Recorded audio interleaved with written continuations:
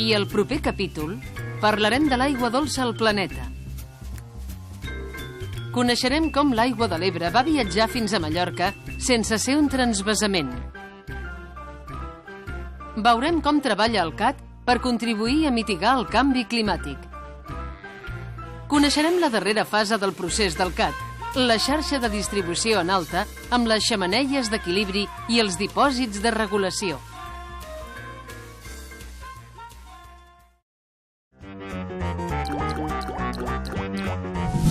Definició d'aigua. El planeta Terra està composat en un 71% d'aigua i el 29% restant són continents i illes. Es calcula que tota l'aigua del planeta és de 1.400 milions de quilòmetres cúbics. Cada quilòmetre cúbic són 1.000 milions de metres cúbics. Aquesta quantitat, que sempre és la mateixa mercès al cicle de l'aigua, inclou l'aigua salada, que és el 97%, mentre que la dolça només és un 3%. L'aigua dolça es presenta en estat sòlid i líquid. El gel dels casquets polars del planeta i les glaceres representen el 68,7% del total. Un 30,1% correspon a aigües subterrànies. L'1,2% restant són les aigües superficials, que a la vegada es troben en llacs, 87%, aiguamolls, 11%, i en els rius, solament el 2%. La distribució d'aigua dolça als continents està molt desequilibrada.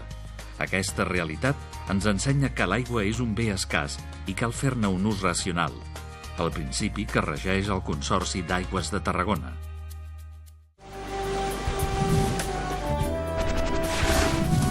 Històries de l'aigua.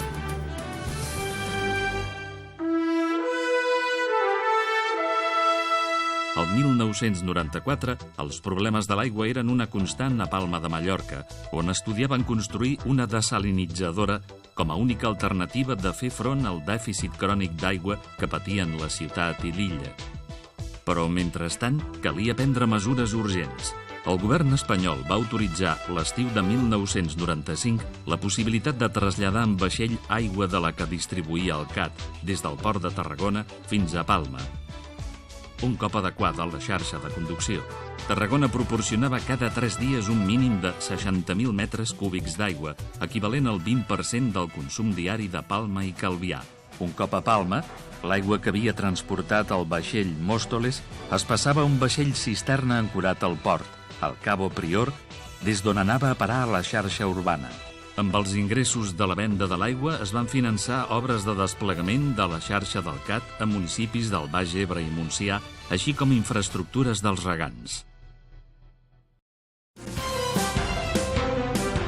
El Consorci d'Aigües de Tarragona.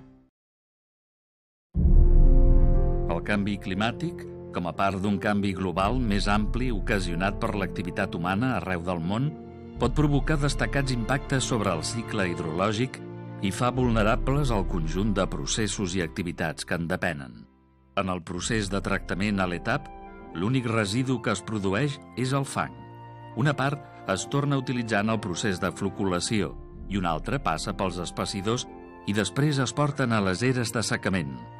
Un cop deshidratats es valoritzen, ja que tenen usos i aplicacions com la fabricació de ciment o la restauració de canteres, ja que un estudi de 2015 conclou que restaurar terrenys degradats amb aquests fangs ajuda a segrestar carboni al sòl i afavoreix el creixement de la vegetació, com s'ha demostrat en una pedrera situada entre Alcover i Mont-ral.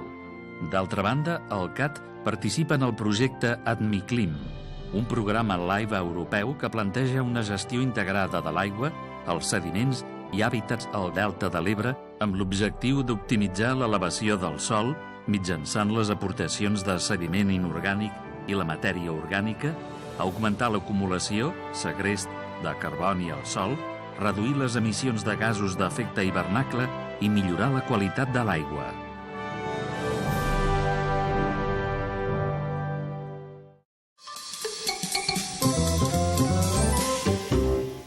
El procés.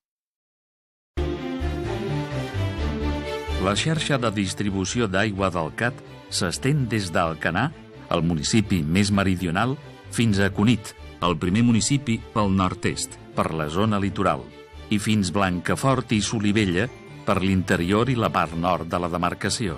En total, a finals de 2015, el CAT tenia una xarxa de 403 quilòmetres de canonada. El tronc principal té un diàmetre d'1,6 metres i un traçat de 85 quilòmetres entre Campredó i Tarragona. La xarxa de distribució del Consorci té 23 estacions de bombament i 42 dipòsits reguladors que garanteixen el transport i la distribució d'aigua als municipis i indústries consorciats. Atès que el punt de lliurament de l'aigua està més elevat que la captació, en un cas d'emergència en què s'aturés el bombament, s'han disposat en el curs de la xarxa 4 xemeneies d'equilibri per aturar el cop d'ariet que s'origina quan es tanca d'una manera ràpida un flux al llarg d'una conducció.